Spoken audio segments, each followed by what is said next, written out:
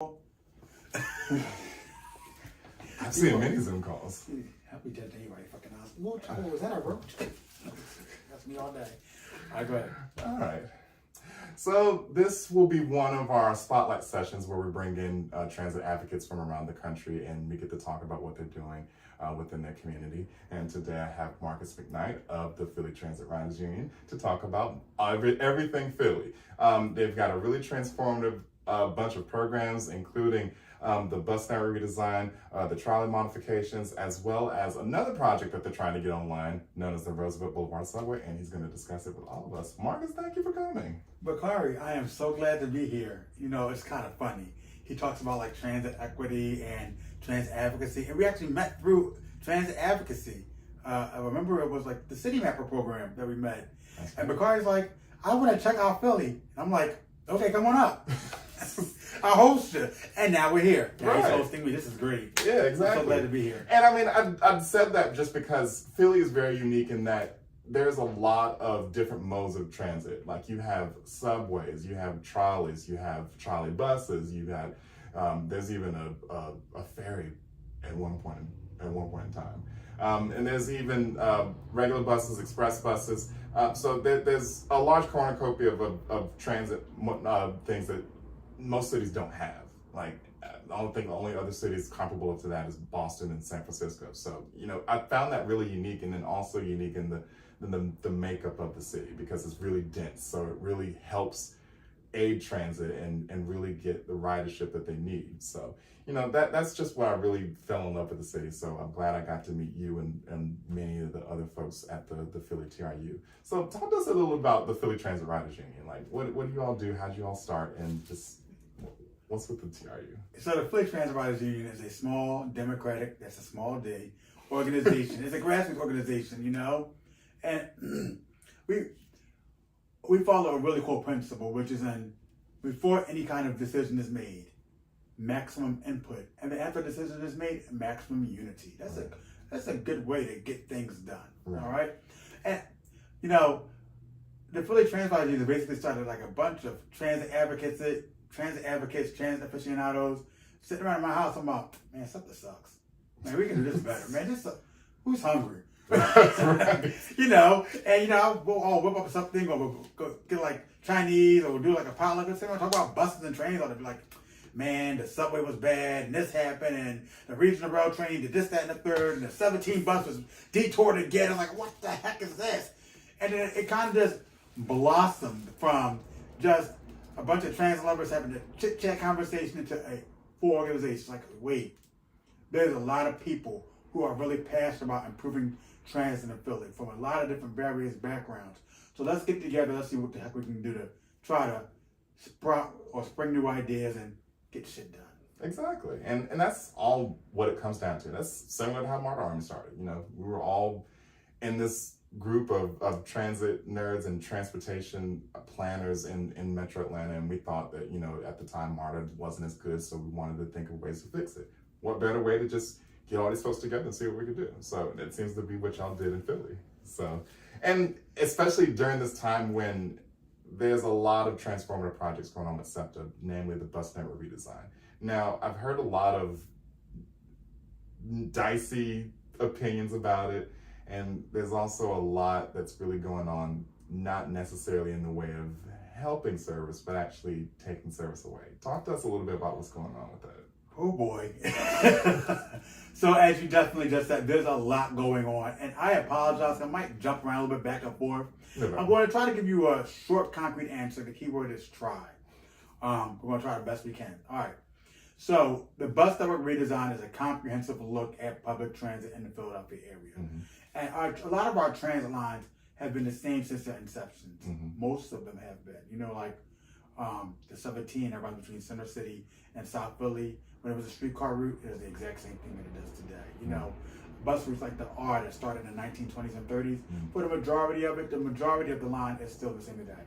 You could, like Back to the Future, go back to like 1985 or whatever, and you could like get on a SEPTA bus in 1985 and go on a SEPTA bus in 2023, and chances are you'll still be able to get where you gotta go. So nothing's changed, even though commute patterns and where we have to go have changed. So the goal is to better align public transit with the newer commute patterns and to make sure people are able to get where they have to go at all hours of the day, instead of a traditional, everybody goes in the city in the morning and leaves us in the afternoon. Times change. So the bus network needs to change. Now, with that being said, Philadelphia is really unique in which there's a large percentage of Philadelphians who stay within their neighborhoods, go across the town to commute and reverse commute, which means leave the city and go to the suburbs to work jobs in the morning and they come back in the evening. A lot of those jobs are like retail and service sector jobs too. So in Philadelphia, you have a lot of eds and meds within the city. Your downtown, your center city, university city, things like that.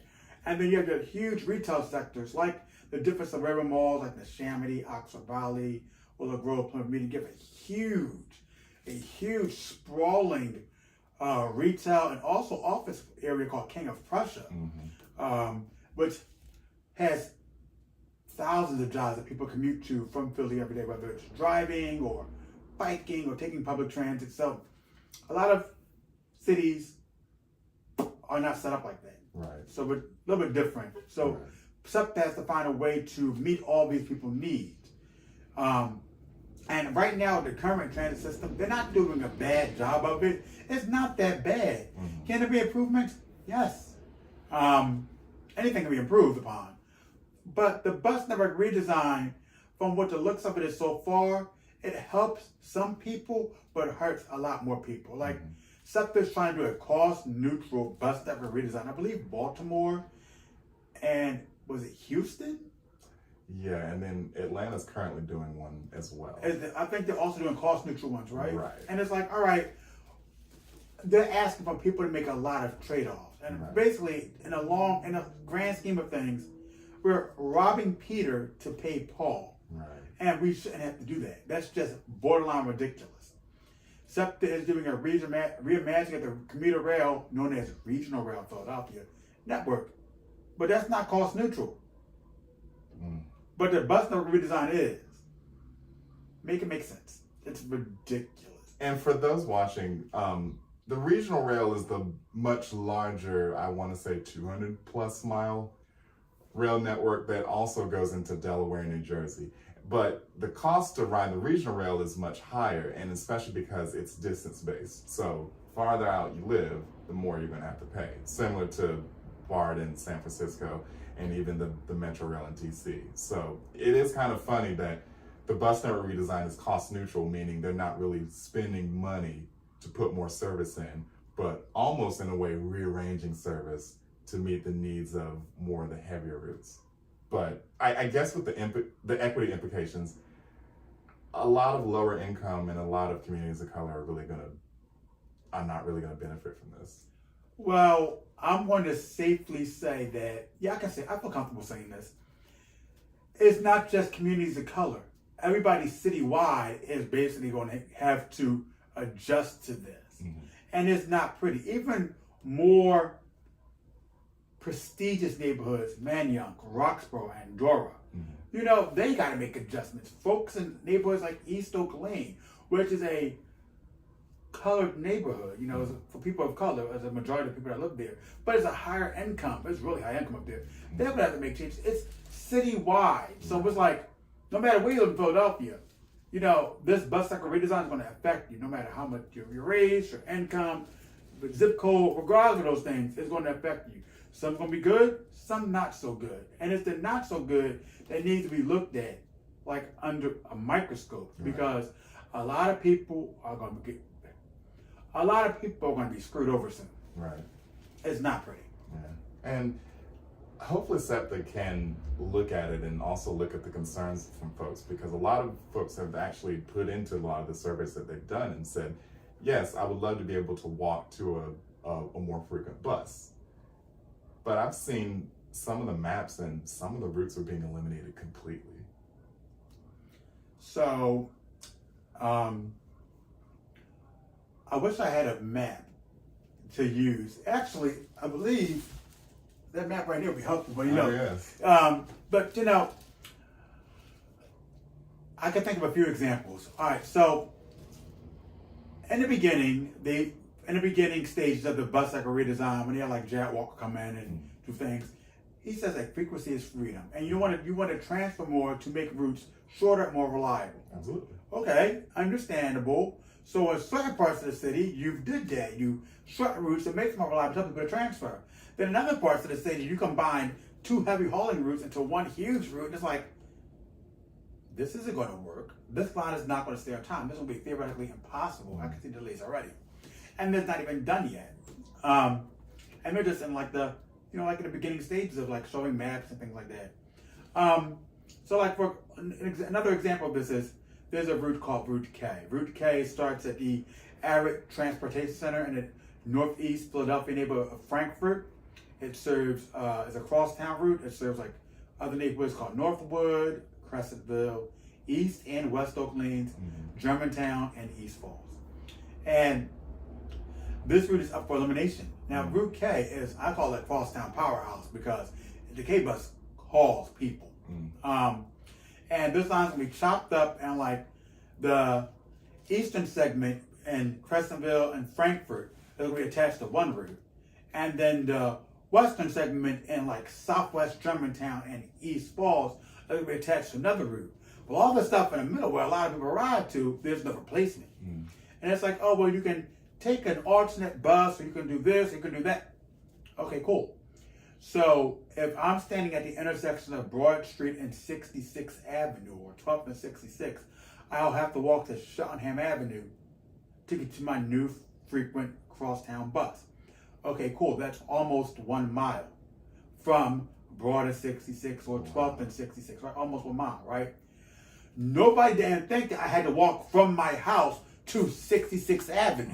Nobody added that part in. They only thought about, from this bus stop to there, it's only that far. Yeah, but what about from my house to the bus stop? Think this through. Okay, cool. So then SEPTA's like, all right, we're going to combine some other lines, to see how this works. This should save money. So like, there are two articulated bus routes in Philadelphia. An articulated bus is the bendy bus. And they hold a lot more people, all right? So, two lines, the 17 that runs from South Philly to Center City, and the 33 which runs from North Philly to Center City are L-shaped routes. They come from the north to the south, they get to Center City, and they turn and go down Market Street towards City Hall and the waterfront. Okay, fine. These lines haul. Yes, they do. They are articulated lines. They run like every 5 to 6 minutes. Yes, they do. They will pack a punch. You see a 33 coming, you're like, no, I'm not going to ever see you. It's crowded. All right, so something like we're going to combine these two lines into a huge north-south route. Okay, understandable. All right, so if I need to get to points along Market Street, what should I do? Because a lot of the lines that are running down Market Street, you're either sending them somewhere else or you combine them in a huge north-south route. So if I get to Market Street, I might have two buses now that might go past City Hall to get me towards the waterfront. Or I can transfer to an underground streetcar and get myself over to City Hall to catch the subway lines. All right, fine. So first things first, the underground streetcar stations in this part of the city are not wheelchair accessible yet. And the fleet is not wheelchair accessible. So if I'm in a wheelchair on my 17 or 33 that now runs north and south, how do I get to City Hall? I got to transfer to a bus or roll myself down there to get to City Hall, to get to a subway, to get to another connecting bus line? Okay. Yeah. Then, let's say I'm not in a wheelchair. All right. I'm just going, I'm a student or whatever, and I'm going to take the underground trolley to get to the subway. If something happens in the underground trolley tunnel, the tunnel is closed and streetcars are diverted to a subway stop in West Philly, where the network is connected. So there's no streetcar service in Center City when the tunnel is closed. So that added capacity that you have with those 5 underground streetcar lines is lost. Right. How are the 1 or 2 bus lines that are left on Market Street to get me to where I gotta go on the bus revolution going to be able to handle this influx of people? You're going to have a problem. Right. All right. I'm not sure how true this is, but I've heard reports from the field in which people were going to like community conversations about bus revolution, and some people were listening to you, but they were also trying to explain why this is. They were really adamant about how this is going to be better for people. And in their eyes, oh, we're doing this. It's like, all right, cool. This is great in your eyes, but you haven't walked a mile in my shoes. Right. So because you didn't walk a mile in my shoes, you're not understanding how this might be a difficult situation for me. Right. And it's also interesting because, I mean, I used to live in Philly, and I loved the 17. I loved when it turned on Market because I can get off at Reading Terminal Market. I can get off on any of the subways once I hit City Hall.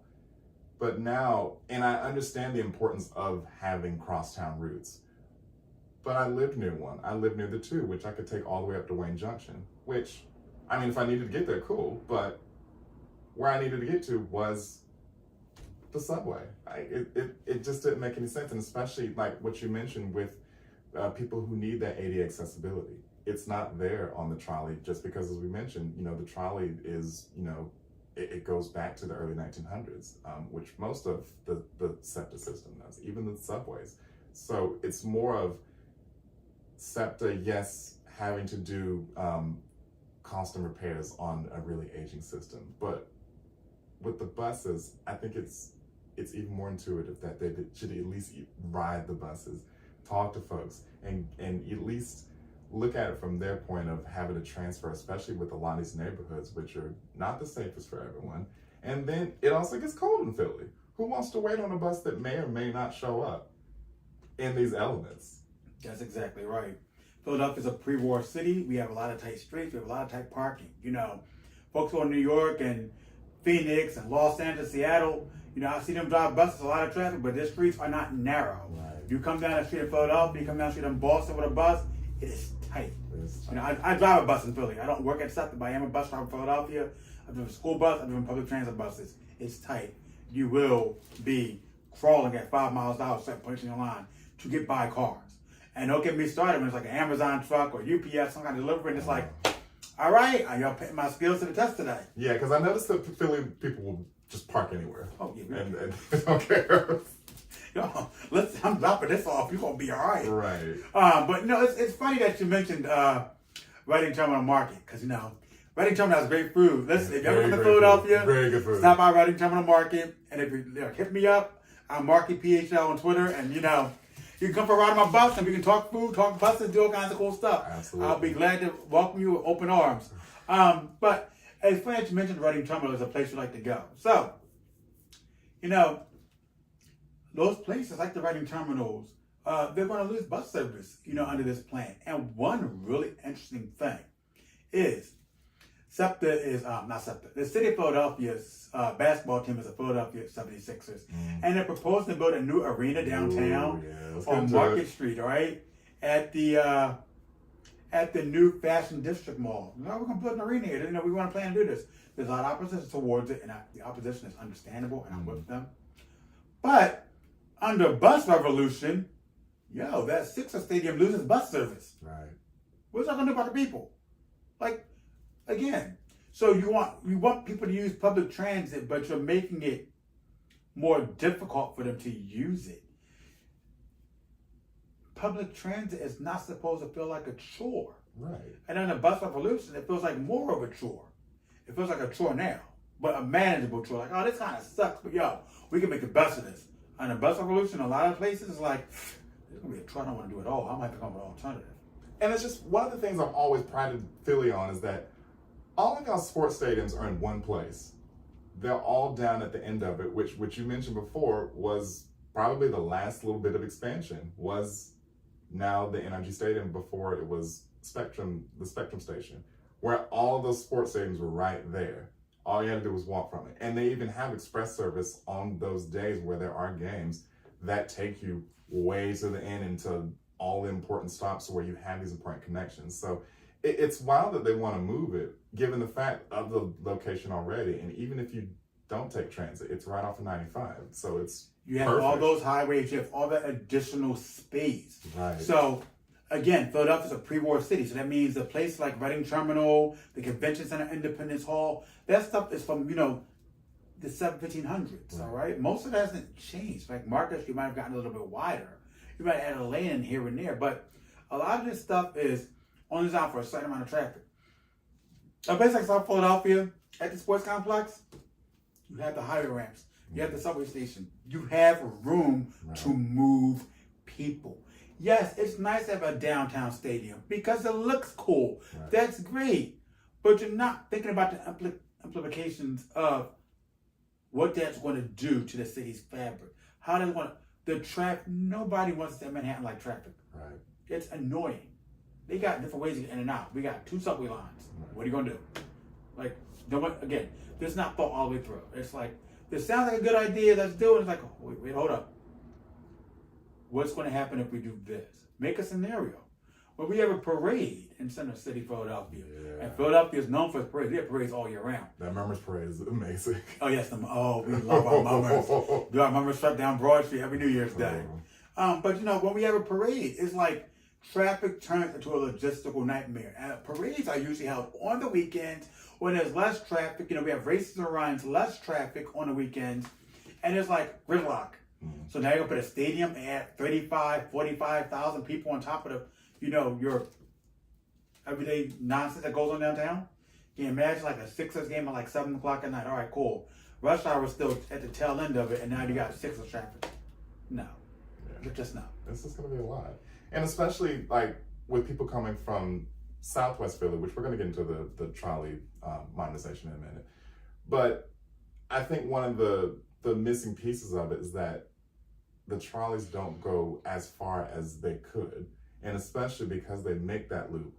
And, it would be good for the 76ers, but as far as getting back, it's just, how are they going to put this in and then also include buses as well to have that mixture of folks that are coming from all parts of Philly in this whole point of now trying to rebuild Center City, Philadelphia because of the waves that's going through with people leaving, businesses leaving. Do they think this is going to be a slam dunk? That's a win for everyone? I was sitting here thinking about, you said people leaving, and I just thought about, I make a lot of like pop culture and music references, so I apologize ahead of time. It's what I do. I do it at work all the time. And I was just literally just thinking about like Sister Act 2 with Whoopi Goldberg. People moving out, people moving in. Okay. Ball of confusion, that's what the world is today. And there are a lot of things that we can do to improve the traffic flow with these games and stuff. So for example, personally, let's just say, hypothetically speaking, we're in South Philadelphia doing game night. And let's just say I'm the transit czar for the day, right? For these games and these special events. You wouldn't be driving in the stadiums. You'd be parking your car in South Jersey or at a rail station or something. And you would either take an express bus or an express train that will connect you from these different points to the stadiums. All right, that'd be one thing. If you had to drive, what I would also do was like, and the price of your ticket, for your game ticket, parking be included. I would just tack the parking price onto the price of your ticket. Absolutely. And then if you decide to take SEPTA in, you'll go to like the thing, you'll show your SEPTA card or your receipt or whatever it is, and you'll be refunded that parking money. Right, park cash out. Right, and then it allows people to park for free, and it just gets things. There are a lot of different things you can do. Now, in regards to you like putting a basketball stadium in Center City and doing bus service, if you did it right, you could take certain parts, and it was like parking lot lines, and have people park and just do the same thing. Express service in the Center City, express train, so on and so forth. And again, same thing like with South Flat, we do with Center City. Like, all right, you're parking at this garage. The price of parking is included in your ticket. Get it validated. This, that, and the third. You take SEPTA, come to the box office, so your receipt, and do these different things. Buses are flexible. Yes. They're flexible. They're able to serve communities, do different things. So we should use that to our advantage. And a lot of people look at buses as a way for the poor people to get around it. It's not that. That stigmatism got to go. And if you use them to your advantage, you can get a lot of things done. Well, y'all using buses, because I'm taking that 17, and like you said, they're articulated buses, so they get to those narrow streets and they're packed. You can use them, and especially if you get them at such a frequent service, people will use them no matter who they are. But I want to get into the trolleys. So walk us through the trolleys, because a lot of folks, and especially in a lot of towns around the country, are now trying to dabble into light rail, and they're considering light rail. What has Philly done with it, and what's going on with their modernization program? Alrighty, so Philadelphia is, most of Philadelphia neighborhoods are called streetcar suburbs, because back in the day, the streetcars helped develop the neighborhoods along the lines, right? So, with that being said, SEPTA actually has done some light rail progress. So, in the 90s, some of our streetcar lines, the last of our streetcar lines, they're not going to the Center City Tunnel, got suspended. And over the course of 12 to 15 years, they brought one of the lines back, Route 15 on Girard Avenue, with refurbished trolley cars. And some of the stops have like island platforms and, center street boarding, things like that, and private right of way in certain parts, segments. So they've worked towards modernizing it. It's like, all right, cool, we've done this. Now, we can take the next step towards light rail. And their plans for the light rail network are like amazing. They're really, really nice. Oh, yeah. With a streetcar, it's just like a bus. It's a bus on track. You're stopping at every corner, you're picking up, you're dropping off. Right. But with light rail, it'll be a little bit more stepped up. You're going to have newer vehicles, longer vehicles. You're going to have stations with ADA accessibility. It's going to open up a whole new world to a lot of people. And it's going to really improve the quality of life for folks in West and Southwest Philadelphia, Delaware County, and along, West Philadelphia, North Philadelphia, and Port Richmond areas on Route 15. And what was your second follow-up question for that? I guess you answered it already. Is about what's to be expected from the modernization, and I think it's really amazing because there are also a lot of neighborhoods that they're still trying to come up, and they go through a lot of they're along a lot of these trolley lines. So I think it would be amazing. But one of the things I've noticed that what you mentioned, like it stops almost like a bus. Wherever there's a stop, it stops. So it's not as quick to get into Center City as, the Market Frankfurt or the Broad Street line. I guess what I want to know is for maybe a smaller town or a smaller city that's considering a trolley or a light rail, would you recommend it for them? So every mode of transit serves a purpose, okay? Light rails. Well, let's talk about buses. Buses are flexible. They can go in and out of neighborhoods and serve things, all right? They can make turns. Streetcars and light rail should be used for like a car door. If I want to connect car doors, you want a streetcar or a light rail. But this car door has to be heavy hitting. It has to be dense with like houses and whatever. You got to have things along the line to get people to go to, whether it be shops, stores, schools, things like that. I'm not against towns starting up light rails or streetcars or whatever it is. It's not a bad thing, but just make sure you have anchor points to have that line viable. You don't want to spend, I'm just going to ballpark it here. You don't want to spend, $500 million or $1 billion on something like, oh no, nobody's riding it. You don't want to waste those kind of resources because you don't have those kind of resources. Remember, the entire country has to share this one pot of money. There's 50 states. Hundreds of cities, hundreds of counties, and thousands of cities and towns. We all got to share a piece of the pie.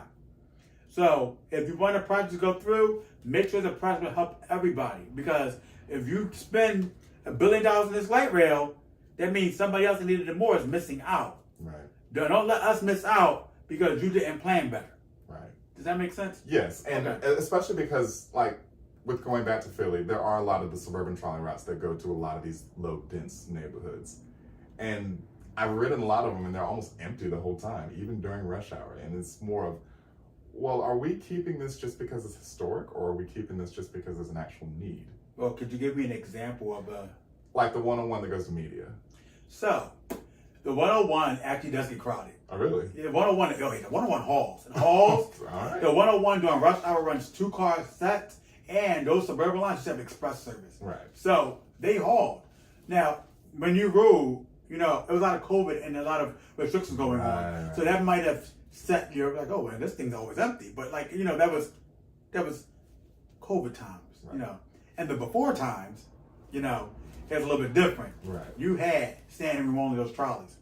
But those trolleys run on their own private right of way. Right. You know, they are light rail. That's what light rail is. Right. And they get the job done. They're not, with the exception of downtown running and media, you're not sitting in traffic. You're not dealing with all the nonsense. You up and down that line, you can give them 690 to media in like 25 minutes. Play your cards right. Right. And I think it's like different from like all the modern streetcars today, like the one in Atlanta, the ones in Cincinnati, and like all these other places. Are they street running? Yeah, the street running. Okay. And it's difficult, or even in Charlotte. Like I rode the one in Charlotte back in November, and I was wondering because I'm like, I'd heard so much about it, but we sat there on the street for 30 minutes, and I'm wondering, well, why are we not moving? But it's like you spoke of, like the trolley line, some of them having their own right of way that they can zip through. Like even the Norristown high speed line, like it's not light rail per se, but it zips through because it has its own right of way. It's not fighting with traffic. It's not having to be stopped by any other light or anything else.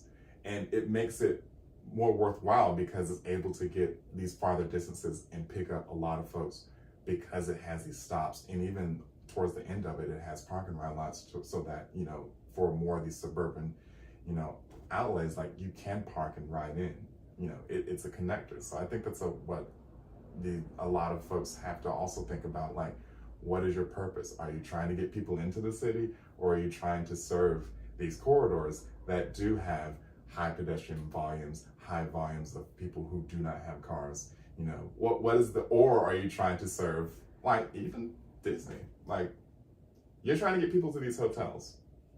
The rail in downtown Miami, we're trying to shelter people around downtown. You know, find your use. What is your main use, and what is your main gist of having this here? It can't just be because, hey, we want an economic development project. No, it has to be more than that. We want to be like everybody else. Right. It can't do that. No. I've noticed that in the transit industry in the United States, one city does something and now everybody's trying to do the exact thing. They don't emulate it. Like, yo, what works for them does not work for you. Right. Look at your network, look at your system, look at your people. Right. I don't want just the people that can make it to the board meetings and write nice paragraphs and hold up signs. No. I want that nurse. I want that police officer. I want the guy, the shifty at McDonald's. I want the librarian. I want the guy working the front desk at Planet Fitness. Right. You know, folks that work at regular hours, talk to them. Right. Those are the people you need to go after to figure out, yo, what's working, what's not working. Because, you know, I'm just going to make up Caitlin and Bruce are, you know, working this, you know, this job. They can work from home, but they have the flex time. They got all those different things, and it's like, all right, cool. They can take a long lunch and come and testify at hearings. Like, oh, I want the bus to do this and the third. All right, cool. Right. They're going to always have something to say. But you know, like Emmanuel might not have that option because he's working two jobs. He's going to school, and you know, when Bruce and Caitlin are in bed at nighttime, or they're at their happy hour on their third martini or vodka soda, you know, Emmanuel was on the bus, you know, doing the reverse commute, trying to get to his next job to make ends meet. Right. And their stories, like the Emmanuels of the world, their stories get lost in the shuffle. Right. And then when we say, oh, we're doing something in the name of progress. Yeah, for Bruce and Caitlin, not for Emmanuel. Emmanuel still gets left behind. Right. And a lot of agencies don't understand that. Right. I remember reading something online, and I'm going to the CEO of Los Angeles MTA. I think her name is Stephanie Wiggins, if I remember correctly. It was a quote in like one of the online newspaper articles, journal articles, and one of the things, I'm going to paraphrase her, but she said the pandemic made the invisible people visible again. And I'm just like, you said that out loud in print. Wow. Somebody printed that story. You said that the pandemic made the invisible people visible again. What are invisible people? Please tell me. Invisible people. Somebody call Clay Aiken. He's on tour with Ruben Studdard for the 20th anniversary American Idol tour. Maybe he can fill us on what an invisible person is, because he said if I was invisible. Maybe he knows. Maybe Stephanie was talking to Clay and they had something going on. I don't know. But it's like, there is no such thing as an invisible person. Zero. They're not invisible people.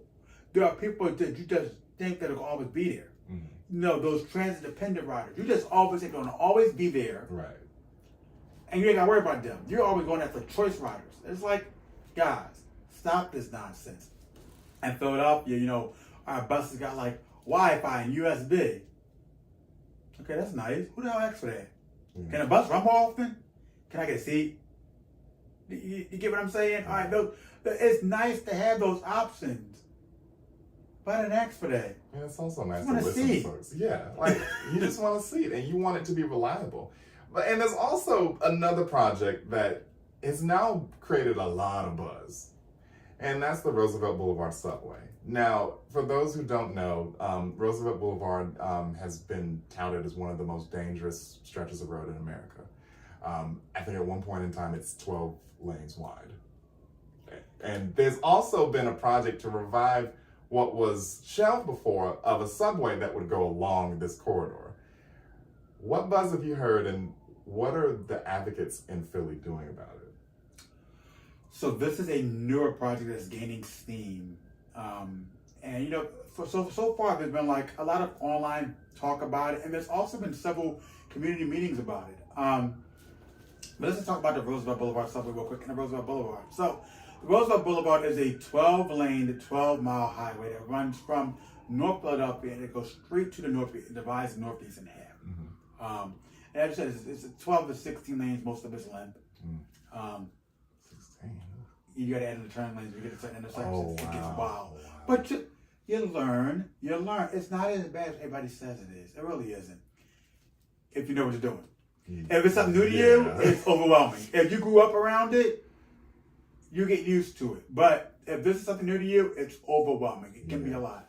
But for me personally, I drive on it often, so I've learned to deal with the madness that it is. So the Roosevelt Boulevard subway has been proposed for numerous times. And in the 1970s, Mayor Frank Rizzo was given a choice by, I think it was UMTA, the Urban Mass Transit Administration at the time, to build one of two projects for Philadelphia. It was either the Center City Commuter Rail Tunnel or the Roosevelt Boulevard subway. And he unfortunately chose the Center City Commuter Rail Tunnel. Now, my personal belief on that is, if you would have built the Boulevard subway back then, we would still have the Center City Commuter Tunnel by now. Oh, really? We probably would have had it by now. Because, you know, it's Center City developed. Right. So with that development happening, how it happened in the 90s, that tunnel would have been built. Right. But we had a chance to build a Boulevard subway, so it's like, all right, we might possibly get a chance to do this again. Let's not waste this. Right. It is a sorely needed project. It would cut commute times in half. It will improve the quality of life of residents, not just along the Roosevelt Boulevard, but in other places in Northeast Philadelphia where folks trying to get to the interstate to get downtown. Right. You know, game day traffic might be reduced. You know, you can jump on the Boulevard subway and ride straight down. It's like, all right, might be a little bit of a ride, but guess what? I'm not sitting in 95 on traffic. Not sitting in 95. That's it. You know, one day I was speaking with a SEPTA manager, and this was like 10 years ago. And he was like, you know, when I ride the train home, and it goes past 95, and he's like, I see all people sitting in traffic. And he's like, I wonder, why are you doing that? I was like, that's a very good question. And as an adult, as I've gotten older, I've been doing this public transit game for years. Mm-hmm. As I've gotten older, I realized, I see why people are doing this. You know, again, public transit feels like a chore. And when it's not a welcoming environment for everybody, folks are going to seek an alternative. Right. Absolutely. And especially because there were stations that were built for this when there was a Sears factory up there. Okay. So everybody says this. This is the funniest thing in the world. Sears did build an underground station. All right. The underground station was nowhere near the alignment of where it's supposed to go. It was there, but, you know, that's it. It was just there. So that was the intention. There was intention. Yeah. Sears did a lot more than what the city did. Right. So, shout out to Sears. Right. But Rest in peace, Sears. Huh? Yeah, Sears is gone. Like, no, there's like 2 left, isn't there? 2 versus what? 500? Yeah, listen, it had its day. We're not sponsored by Sears. I think there are a few Sears left. It's still like 1 Blockbuster left, like a few Kmarts. Right. Listen, you know what's funny? Only because I brought it up. I think Calder's was reopening soon too. And Ames is reopening. Oh, I've seen names over here. I'm like, oh, we're gonna relive our childhood. Y'all, Little Caesars, listen. Little Caesars. If Caldor be open, please go back to Caldor, because our pizza was a shit back then. I don't know what happened. Now it's like pizza out of despair. Domino's went up and y'all went down. What happened? We're not talking about any of these folks.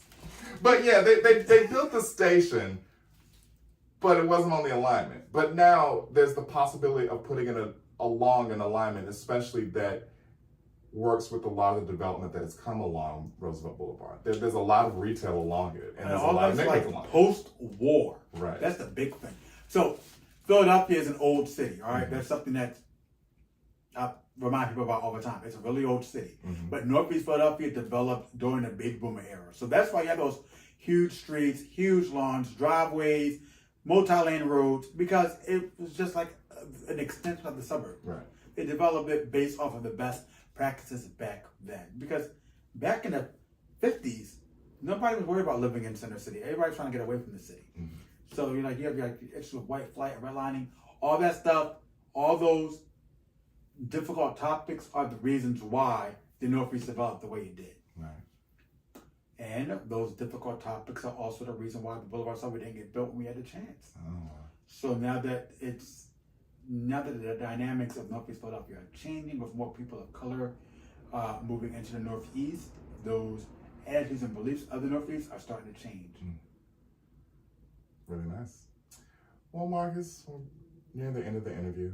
Is there anything you'd like to tell our audiences and anyone who's watching this who may be wanting to get into transit advocacy or don't know where to start as far as, anything that the TRU has done? What would you recommend to them, or what would you say to them? All right, so this, again, I'm going to have to try to give a short answer. Okay, first things first. Things I learned in transit advocacy. Everybody's voice and opinion matter, all right? If somebody's telling you something, you don't have to agree with their message. You just have to listen to them. Right. Just listen to them, because you're going to learn something. You might know everything about a bus line or whatever the case may be, but you might not know their particular experience. Right. Their experience matters too.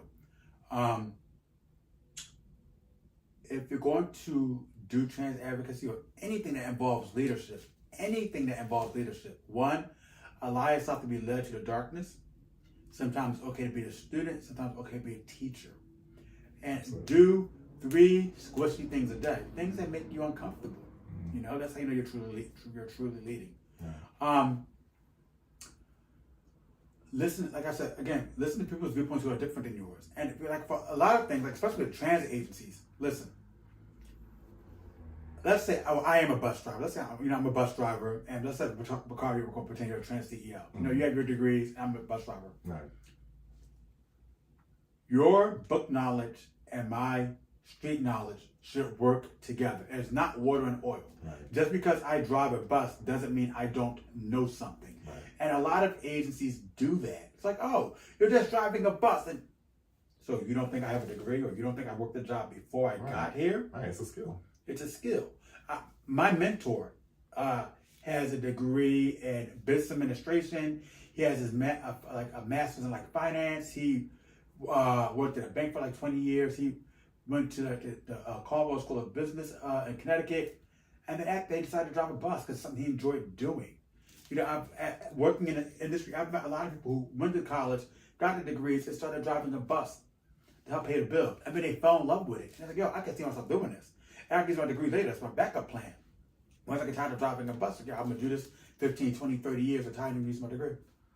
And a lot of agencies don't understand, or even some advocacy groups, they don't understand, hey, that person behind the seat, that frontline customer-facing employee, they have a lot of knowledge. We need to tap into their knowledge to help make public transit better. So, to my groups that want to start off with that, make sure you do that. Go out, meet people, learn about their experiences, use their knowledge to your advantage. Everybody just work together. Take turns listening, work together, show up and be there for each other.